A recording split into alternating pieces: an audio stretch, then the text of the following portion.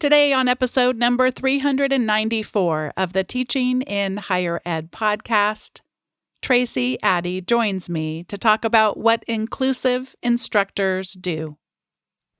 Produced by Innovate Learning, maximizing human potential.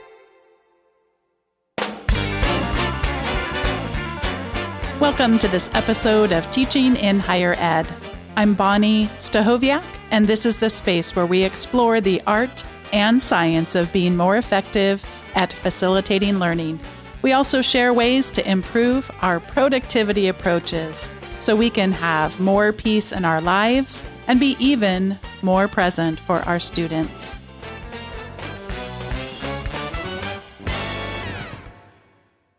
Dr. Tracie Addy is the Associate Dean of Teaching and Learning and Director of the Center for the Integration of Teaching, Learning, and Scholarship at Lafayette College in Easton, Pennsylvania, where she works with instructors across all divisions and ranks to develop and administer programming related to the teacher-scholar model. She's the co-author of What Inclusive Instructors Do: Principles and Practices for Excellence in College Teaching. Today's guest was introduced to me through my partnership with the Association of College and University Educators, or ACU. ACU's certificate programs equip educators with evidence-based teaching practices to improve student outcomes and create inclusive, equitable learning environments. For more than 5 years, ACU has connected me with experts and faculty developers who are featured in ACU's courses, as well as certified faculty, to share their work on teaching in higher ed. Tracie Addy, welcome to Teaching in Higher Ed. It's my pleasure to be here. Thank you for inviting me to be a guest today, Bonnie. Can you take us back in time and tell us about your experience in education before you yourself were actually a part of education? Definitely.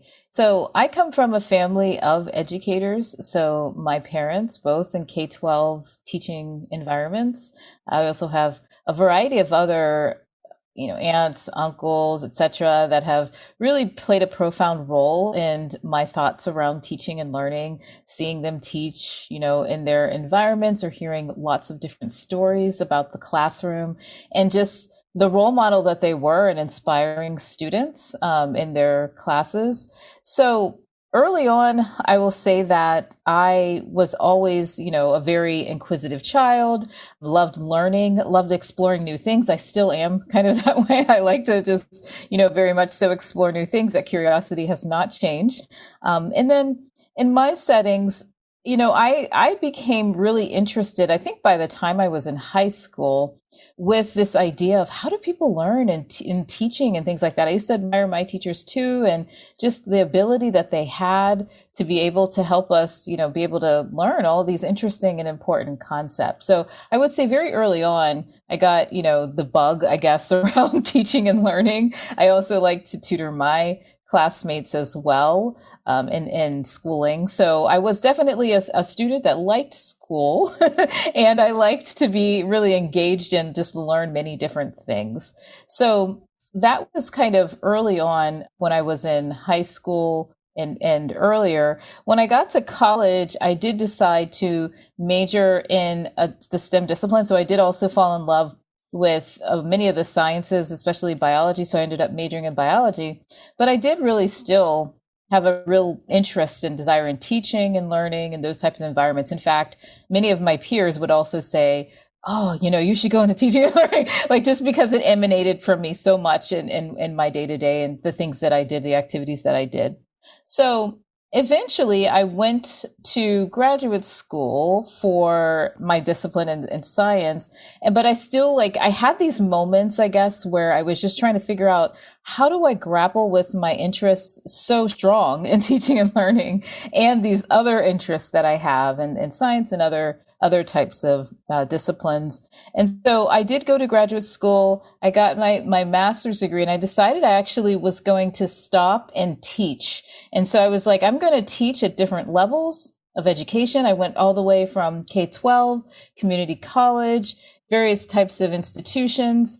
I also went to, universities, and I just wanted to explore and try to figure out how I could kind of grapple with this idea. I eventually did get a full-time position and in that time period at a community college, which I really enjoyed, and I loved and enjoyed that environment. And then my husband moved. We moved because of a family move. And so I actually went back to school to get my doctorate in science education. And I thought that, that would be a great way to try to grapple and reconcile my teaching. And I also had a mentor, a sponsor, who actually encouraged me to do that. You should try to see what else is out there around this teaching and learning. I think you'll really enjoy it. So I decided to do that. And I got my doctorate in science education. I went there, to that program, and I was like, wow, this is really what I was looking for. Like, this is the teaching and learning, the research around it, the ideas around it. I also taught at the time as well. I also worked with the Center for Teaching and Learning when I was there, and I was exposed to that. So it was a really kind of profound time. I decided to keep teaching for a while, after that, a period of time, and then kind of make the jump to a Center for Teaching and Learning. And that's where I am, right now. And of course I have more kind of story there, but that's basically my overall journey into where I'm at now. I have been someone who has been fascinated with teaching from a very young age, like you, although I don't remember wondering as much about how people learn. I can still recall being 5 or 6 years old and having the teacher's editions of the books. So I think at my time, I don't want to put too much on myself, but I probably thought of teaching as we have a book and it has the right answers. And then these other people don't know the right answers, and we have to check and make sure that they have the right answer. So I think my idea about what teaching and learning is, of course, has evolved so much. What is a way that your own early paradigms and your curiosity about how people learn, what's one profound way that you've seen it change, in terms of a model that you carry with you today that looks very different from the one you carried as you began to be curious about this back in high school?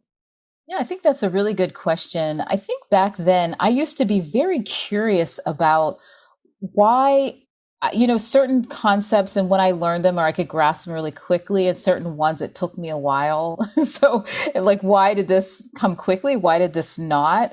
And I didn't really have any kind of background on it. I know, I knew good study practices, I tried to be a good student and all of that stuff, but I really didn't know, kind of deeply why. And I think then I used to just think, I just go in, kind of try to just memorize things and kind of go from there.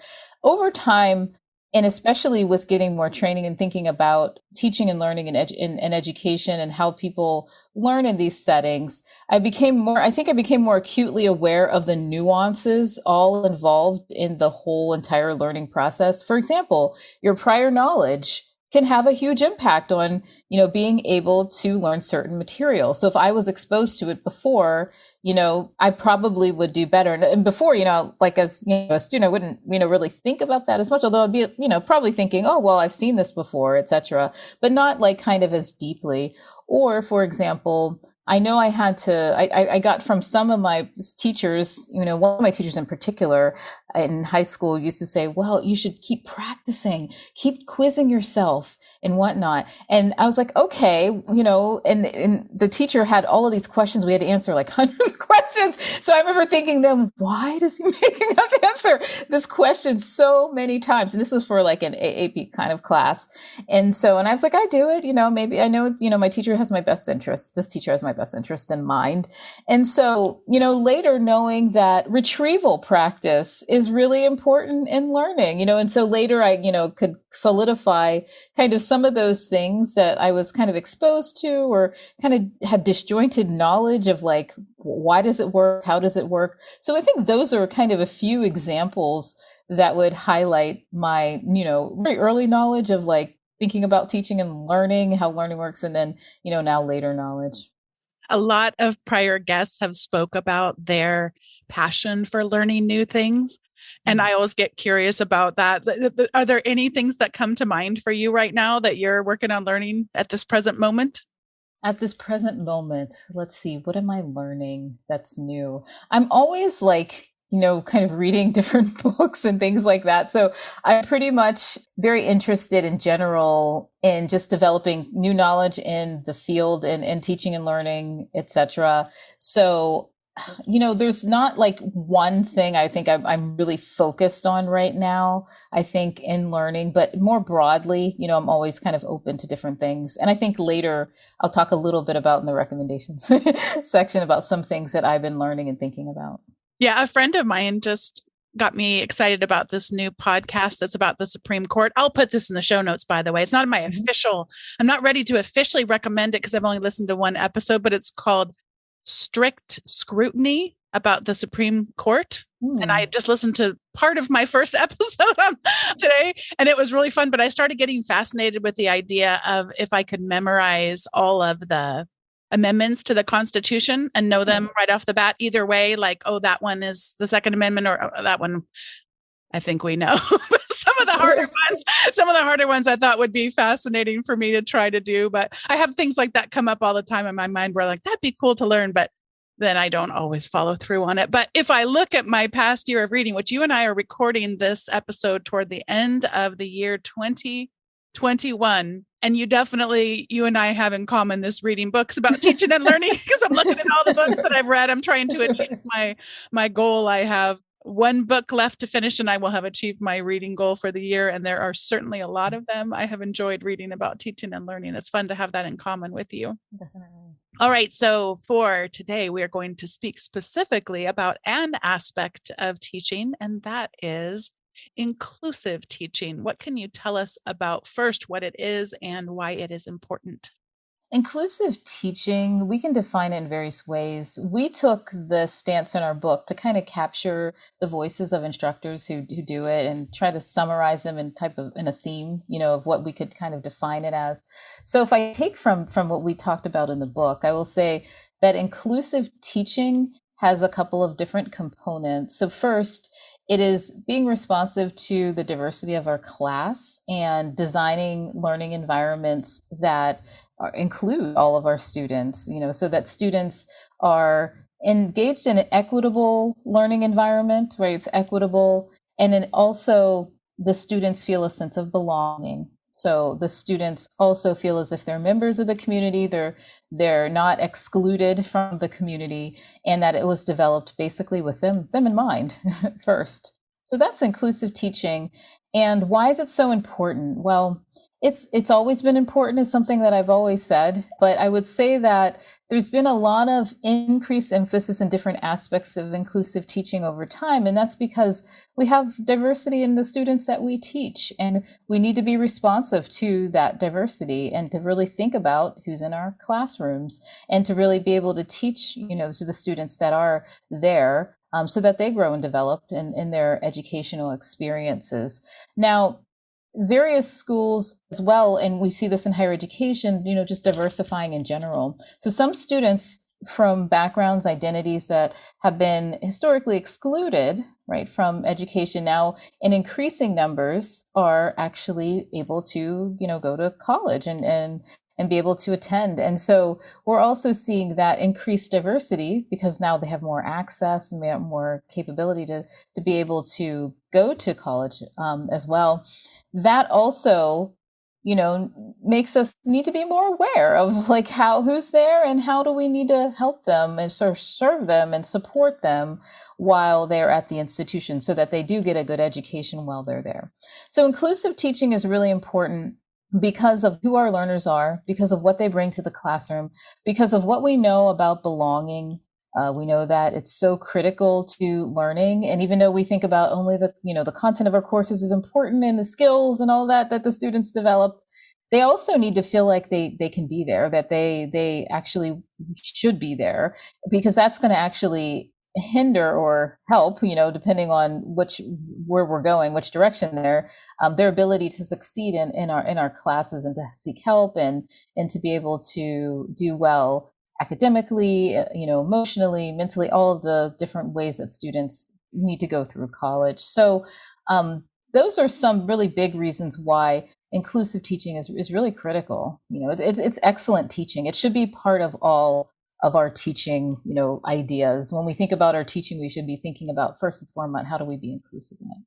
A big part, as you mentioned, is about a sense of being welcoming and a sense of belonging. And you also stress that it isn't just something I can add on to my course and just kind of Mhm. right on the top or sadly at the bottom sometimes. I think sometimes when we start speaking about these things, and for people that are less familiar with it, we can try to add it on. And then other times, people less familiar with it might look at it in what can, I think their desire is to be helpful, but sometimes it comes across as more of a paternalistic sort of a Mhm. framework for things. And you mentioned helping. I mean, that's an important aspect that so many of us find meaning in our teaching. But I'd love to have you speak a little bit about how we could also continue to evolve our thinking about having more diversity in our classroom, also from a asset-based mindset versus a deficit model. Could you speak a little bit more about that being a helpful paradigm to us?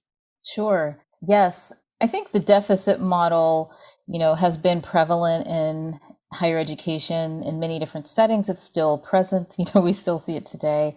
And that model is basically the fact that, oh, students, they're coming in with all of these deficits, right? They're coming in with things that they can't do, et cetera. And we're focusing on the negative things, the things that they are not able to do.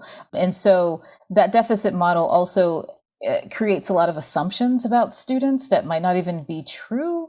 And it's a very it's not a very helpful way to really think about our education system. So with regards to a more of an asset-based model, we start to think about all of the things that the students actually bring to the class, including a willingness to learn. Why would they, go to college as well, right? They're there for a reason.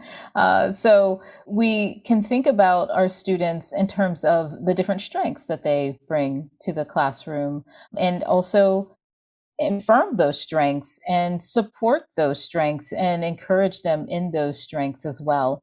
Now, they're there to learn. So there will be things that they will indeed grow in.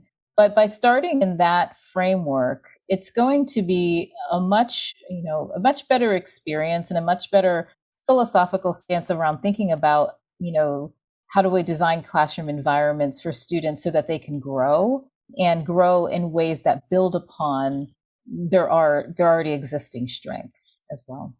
I think sometimes that can transition a feeling of paternalism to actually taking a little bit of pressure off of the teacher. Mm-hmm. Don't have to feel like I could ever understand every culture, every person's unique sense of intersectional identities as they come in.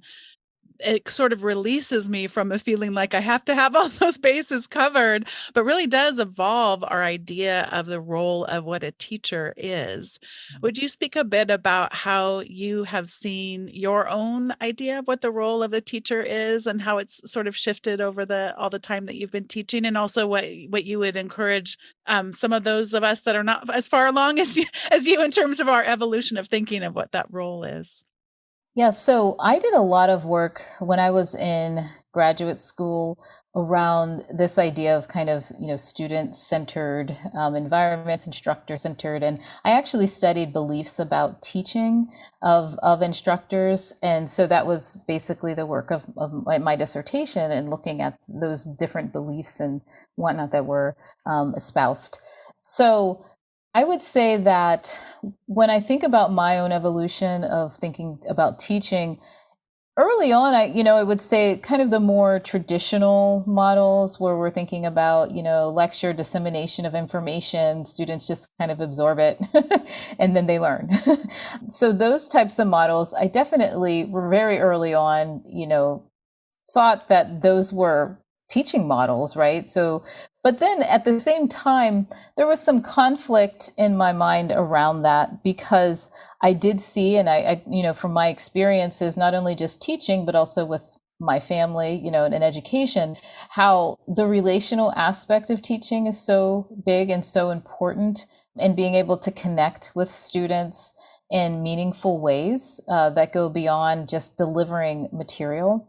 So I would say that one of my, ways that that's evolved over time is definitely the importance of the student teacher relationship and understanding learners. And that definitely, happened over time in building relationships with students and how critical that was to the actual teaching and learning, processes. Another thing that I also have been really interested in and have also explored ever since graduate school is active learning. I knew, very early on that I actually, I don't prefer to be only lectured at in my classroom settings. I really loved classes that had a lot of active involvement. I also, myself, as an instructor, did a lot of active learning, do a lot of active learning in my courses. So that also was another idea that I think evolved even more, that you could actually help students learn more over time by having them engage more actively in the material itself. So I think those were probably two big, ideas that really shaped the relationship building and also the engagement in learning in various ways that, students could basically engage in a classroom setting. Those were a couple, I would say, that, have been important. And maybe another one, I could say another one. So I will say that in my particular scenario, my family members and whatnot, they mostly taught in urban settings in K-12 education. I grew up mostly in predominantly white settings, K-12 as well as later.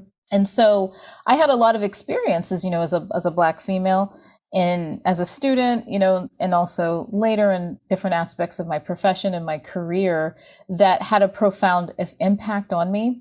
So one of them with regards to teaching and learning was having, I've had negative experiences for sure, but I've also had some positive experiences that have, really seeded my ideas. For example, teachers like presenting things to me and saying, try this or do this opportunity, or reaching out in those types of ways. So that also has had a profound effect on me as well, and thinking about teaching and learning and how to support all students, having this diversity of students in my class, seeing the assets that they bring, and even connecting them with opportunities that, will actually help them grow beyond the classroom. So that would be, I think, a third one. Mm. I want to go back a little bit and talk about active learning, because you've done so much of that yourself, and then also then modeling that for other teachers who are going to try to do that. What do you see as a common mistake that some of us run into when we begin to try to go down this path of making the learning that we're facilitating more active? Is there any kind of a common mistake or set of challenges that maybe hold people back from being able to realize the power of active learning? That's a good question. So one of my big things in active learning has been case studies. So I like to publish them and use them in classrooms. So students are doing, group work, they're solving problems that go beyond the course kind of material, but it allows them to apply it in interesting ways. And I like to do it in creative and different ways. And so I will say that working also in a lot of the case-based learning, but also other types of active learning, one of the things that I think is a big challenge is knowing how much time it takes to like do every part, and to allow students to have time to work in groups and to talk through things. And just the process of it, I think, is the hardest thing in the beginning, and how to monitor that. I definitely see like, oh, I wanted to try this activity, and working with instructors as well. I wanted to try this activity, but it like took, like one part took the whole class. So I was expecting to get through the whole thing. So I think that aspect of like, how do I balance like all of these activities and whatnot that are active in my class and still allow students to learn, but I still have goals to accomplish, right? I still want my students to learn. They have certain learning objectives, right? Learning outcomes as well. So that I would say is a big one. I think in general, though, the first time we do these types of activities, it's always having to be flexible and to learn. Like we're always learning, right? As teachers. So we also just have to learn what to do and what it looks like, what things to cut or how to modify it so that it still can work in our setting. But that's probably the biggest one I have seen, in addition to just like worry, I just don't want to try this in my class because I'm not certain it will go well. And so I'd rather just lecture, so, and then just have it be so it's in a confined space in the class and I can get everything I want across. So that would be, just another kind of barrier, even precluding that. Yeah, we're doing a class design institute, sort of I forgot the word I'm thinking of, when things are squished together. Oh, an intensive. That's the word I'm looking for. We're doing a class design intensive, and I'm learning so much. Speaking of facilitating active learning, I'm learning so much. I got to have the group that it's sort of their second time through this experience. And so there's even that much more shared learning going on. Mm-hmm. And one of my colleagues is so good about being super, super organized. He's got a whole spreadsheet where he's got all of the things there, and it's easier for him to equate and estimate course workload and things like that. And you're reminding me a little bit of that. My natural tendency would be to kind of go in and just sort of see. I mean, it's funny because I'm a planned person, but at the same time, I guess the spirit of the teaching is like to come in and see what happens, that kind of thing. But I have found with active learning, a lot of people I admire greatly. The more structured we can be, this is going to take this long, this is going to take this long. And like you, most of the time, the errors that I make and the others I work with is not realizing how long things will take. Mm-hmm. But I do think it's worth us taking just a couple of minutes to, yes, on occasion, it can go the other way. So most of the challenges I see with myself and others, we think it's going to take less time than it actually ends up taking. But then there is a possibility of not attending to it and allowing things to sort of go on and on and on. And how do you think of that other end of things, of how do we know when we're done? Is it like how could we make sure that we don't leave too much room for something and it not have the kind of structure that might be most helpful? Yeah. So to your first point about the time, I think it's really important to actually delineate the time, just as you mentioned. I think there's a lot we can learn from K-12 education and lesson planning. How long will each part of the lesson take to that point? And so it sounds like you're mentioning, so sometimes, we could give it some time to keep going, right? So that the students could continue to engage in these activities in an active way. But when do we stop? Is that kind of the question you're asking? Because one thing I've seen on occasion would be like waiting until every single group is completely done. And there might be one group that for whatever reason really was challenged to finish it. So that's not necessarily going to be helpful in most instances to wait until that very, very last one is done, to kind of, how do we, as we break these segments up, how do we sort of make sure that we don't end up with, 5 hours later and the class was supposed to have ended? Yeah. And we'll always have that way. We'll have the students that are really quick, like the groups that got done fast, and then the students that kind of over time, and then the students that will take a longer time. I think that's a good question. And so a lot of active learning is a lot of facilitation on behalf of the instructor. So going around and seeing what each group is doing and where they're progressing, I think is really important. But I definitely agree. If there's a group that's taking a little longer, I think it's important to really think about where they what point they've made it to with regards to the learning goals that they had set for them. Because if it's just a few things left, that they'll still get the kind of gist of it. I think it's also important to be able to move on in the class. And I think we have to often do that, right? It's just the constraints of a class schedule and working within time bounds and whatnot. So I would say just being keenly aware of where students are and where the different groups are, and just making sure that they're able to accomplish at least the majority of what we hope for them to do.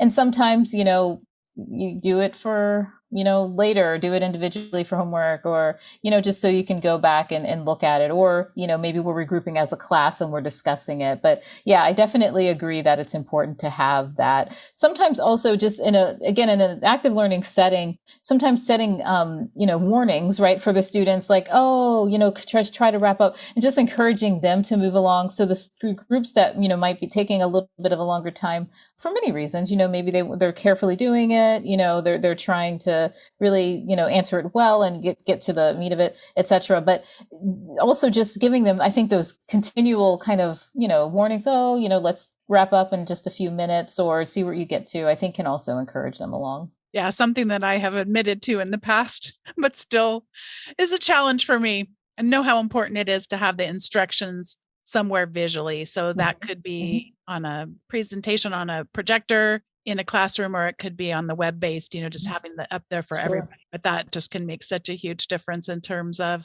that they know, as you said, Tracie, that this is the outcome, this is the goal. And then if I can have some kind of a timer too, whether I'm the one literally typing into the breakout rooms, you have X minutes left, but that'll help sort of, as you said, create a good, healthy sense of urgency if I know how far I need to get. And now I know how long I have to get there. So that's really helpful. Well, before we get to the recommendation segment, I did want to have you share about another tool that is called Who's in Class. What can you tell us about this tool and how it can help us have more inclusive teaching? Sure. Well, we've always wanted to, my collaborators and I worked on this tool together, think about ways that we could do some kind of just-in-time inclusive teaching. So knowing that every class is different, who comes to class, who's in the class, and thinking about ways in which we can capture that earlier. Sometimes it's like you get to know the students, but it's later in the course.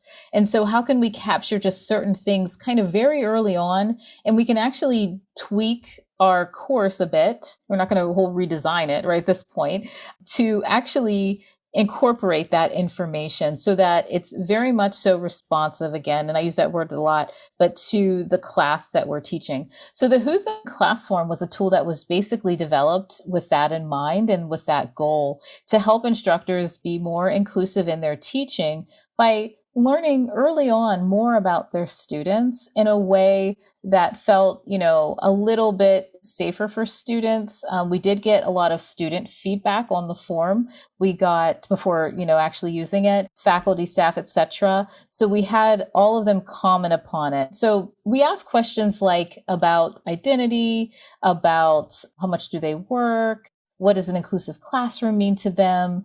And an article that I know is going to go in the show notes just came out on our article, a small kind of tips and tools article that gives some of the feedback that we got when we did this, when we implemented this tool with, the research study aspect of it.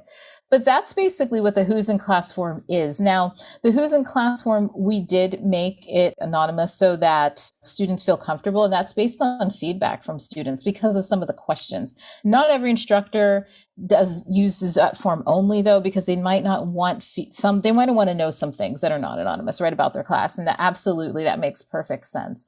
But this particular form, because of the questions, we kept it as anonymous. And so the students will complete it at the beginning. It's an online kind of survey. It's put online. They'll complete it at the beginning of the course. And then the instructor will look at the results in aggregate. That's also, our students told us, look at them in aggregate because we don't want to be identified yet, for these things. And some students will disclose later, which we did find as well. Then what happens is this is a good partnership with the Center for Teaching and Learning as well. So we would also be able to talk to instructors about what are some things you're learning about your students, and what are some things that you can do in response to that for your course to make small changes, right? Just small ones that would allow it to be more inclusive for your students. And so there's this process after using the form, looking at the results, reflecting on the results as well, then actually going in and doing those things. So they came up with plans for how they would do that as well. So we did, in fact, we did a study on it so that we could have an evidence-based tool. And that's our goal. We want tools that we recommend to work. And we know there's evidence that they do work. And so we did a study on it, and we did capture what changes the instructors made in their courses. And then later in the semester at the very end, we both asked the professors and the students what they felt about the form. So the students, did you feel comfortable using this form? Did it really help you share things that you normally wouldn't have shared with your professor? And so this article that has come out kind of captures that. So you'll see a lot of positive results for the students with regards to the benefits of the form and their instructor using it. And most of the instructors really appreciated also using the form And so sometimes what would happen is some of the instructors thought, oh, there's not a lot of diversity in my class because of what's on the form. And that's what comes up a lot in certain types of settings. And so what we do is we dig deeper too in those and say, oh, but look at this, and so that sometimes that level of reflection is helpful because all of our students are different, right? Like we're not the same. So there's things that we can really think about, and it can usually come out some way in the form itself. But we see the whole diversity of range of class makeups. And that's why the beauty of having a form like that, because it's going to give you that information. So a lot of the students really felt like their instructors really cared to know that information. They really appreciated it. They did think they acted upon it as well, because there's one thing to survey the students and to ask and not act upon it. We did tell the instructors to be very intentional and to say, what are you doing to change, your class? And so that the students are understanding and seeing that. So that was also encouraged to also communicate that as well. So that's the Who's in Class form, a tool, and we do have it in the book, What Inclusive Instructors Do. It's also in that article, a supplemental material. So anyone is welcome to download the tool. Before we talk about our recommendations, I wanted to ask just about one of the items from the Who's in Class, and that is the question. I suppose it's two, technically speaking, but they go together. That's the item that asks, I work on or off campus, and then that's a yes, no answer. And then the number of hours that I work per week is, and then a fill in the blank. Would you speak a bit about what you discovered, both in terms of what kind of information that a faculty member might get from that, and then 2 or 3 examples of what someone might do with that information in their teaching? Mm-hmm. So that's a good question, Bonnie, because that's a question that actually surprises a lot of instructors as to how many hours their students work. So the second part of that, they're really surprised about that.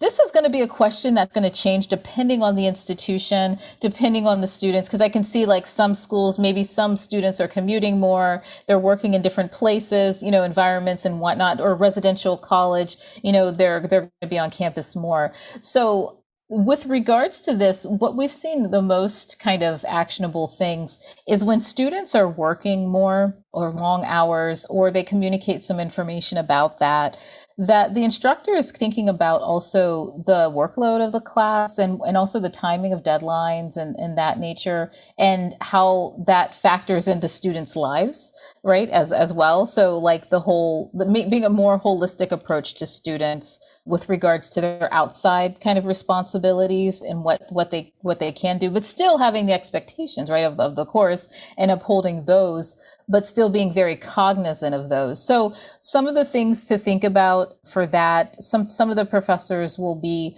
a little bit more flexible with, maybe having some flexibility built into their syllabus with regards to due dates, which is a good practice anyway, or assignments, like maybe they can drop one assignment, that type of thing. So those types of things definitely did come up as more actionable. I think a big thing about that one, though, is a lot of awareness, like, oh, they're doing all of these other things. So just requiring them to do a lot of external types of things if they're working a lot of outside of class, group work outside of class, a lot of that, in a class that, is sharing that we're doing a lot of, we work a lot outside of class, that's going to be hard. So they also thought carefully, about those aspects of their course design. And is this the best design for these students? Right now, are there other ways that we can do these types of assignments? So those were some of the things that have come out of that. But I would say even the biggest thing is like, wow, my students do a lot outside of my class. And I think that's actually really important for instructors to know, because sometimes it's like my class is the only class, right? Like and the only thing in their lives, but it's not, So I think that awareness in itself is actually very valuable for instructors. To me, it can be so helpful because like you said, I echo what you said about the awareness element of it in terms of if this was different than what I experienced when I was in school. So that's a really helpful thing. Wow, this is not the same thing. Because too many times in my early teaching days people would ascribe that to laziness, or there's all kinds of ugly biases that can come out of something like that lack of awareness. But the second thing is, if it is in parallel to what that professor experienced, for them to share their stories can be incredibly helpful too, of, hey, when I was in school, I did this and this. And I don't necessarily, I'm not able to share stories like that, but students are often surprised to ever learn that I wasn't a straight A student. So that's always like a funny thing to have yourself appear more human. So whatever it is that we Sure. do to be connecting, of like, no, this is, Definitely. wherever we have those things where we might be able to come across as more empathetic and therefore approachable people, back to the circling way back to the sense of belonging, that can be Yeah.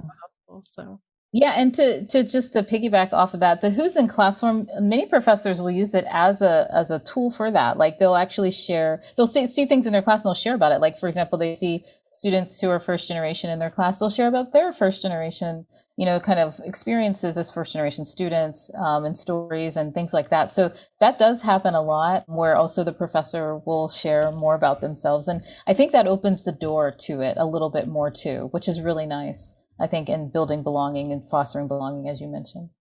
well, this is the time in the show where we each get to share our recommendations. And I'd like to start out with a book that I read. It was actually the first time I can recall reading a book both in audio form and in written form. So I would go back and forth. So I'm, doing the dishes and then I'd go to switch to the audio form, or if I was driving or what have you. And that was really nice. The technology today can let you know where you left off. And that was incredibly convenient to me. And the topic was incredibly beneficial. The book is called Academic Ableism, Disability and Higher Education by Mm. J.T. Dolmaj, and really, really enjoyed the book. The guy, it's not the author who narrates the audiobook. I can't recall his name and I didn't note it down, but he was a tremendously good narrator, kept my attention completely, and I learned so much. I also want to recommend the associated online resources for academic ableism. It was almost like a whole nother book in a good way, in terms of really, if you want to take this, your learning, and really apply it even more, specific things around the syllabus, specific things around the way the class is designed. It was really, in fact, ironically, Tracie, a lot of the things that we talked about today are coming out there specific with regard to disability. And Mhm. then another thing that I came across in this reading and building of community is the Canadian Journal of Disability Studies. And that's an open access journal. So these are just really good resources if you would like to be expanding your learning about ableism, and specifically in a higher education context. So Tracie, I'm going to pass it over to you for your recommendations. Sure. Those sound like wonderful resources, by the way, Bonnie. I have to check them out. So I have two books that I'd like to recommend. The first one is called Social Chemistry: Decoding the Patterns of Human Connection by Marissa King. And this is a really interesting book that I read with a colleague.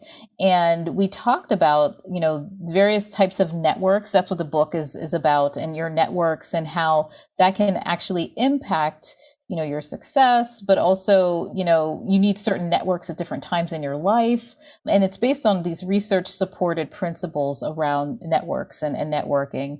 And I definitely could see the applications in many aspects of my life. For example, I saw the aspects as an educational developer in building a center, or I also saw them with faculty new to an institution. What networks do you have, or in your discipline? So it was a really neat book. And I was also able to meet the author and talk a little bit about it. So that was really neat. So that's Social Chemistry. The second recommendation I have is the book, What If I Say the Wrong Thing? 25 Habits for Culturally Effective People by Myers. And so I really like this little handy dandy book. It's also like kind of like a small kind of guidebook. And it's actually a book that our consortium where I'm at of schools, they ran a book group around this particular book. But what I really love about this book is oftentimes, when we think about inclusive teaching or other types of diversity, types of initiatives and whatnot, we think about, oh my goodness, what if I do the wrong thing, right? And what if I say the wrong thing? Or, where am I at? How do I check where I'm at? This book really gives a lot of really interesting examples and a lot of good recommendations for different types of scenarios, how you can kind of improve your thoughts around inclusivity in general, and what you should know about yourself, and how do you not say the wrong things and whatnot. So it's a really interesting book that I'd also recommend. Oh, these both seem so good. I want to read both of them right now. The list always gets longer. Thank you so much, Tracie, for coming on the podcast and sharing about your book, Inclusive Teaching, as well as your co-authors as well on that project. And for all of that you were able to share, including these great recommendations. I so appreciate being connected with you and look forward to that continuing.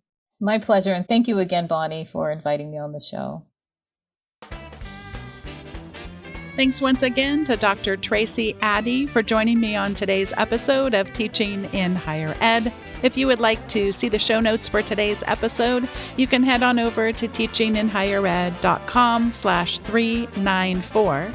You can also subscribe to the weekly update and receive each episode's show notes in your email, along with other quotable words, recommendations, and resources that don't show up on the main episode. Head on over to teachinginhighered.com/subscribe to sign up for the weekly update. And thank you so much for listening. I'll see you next time.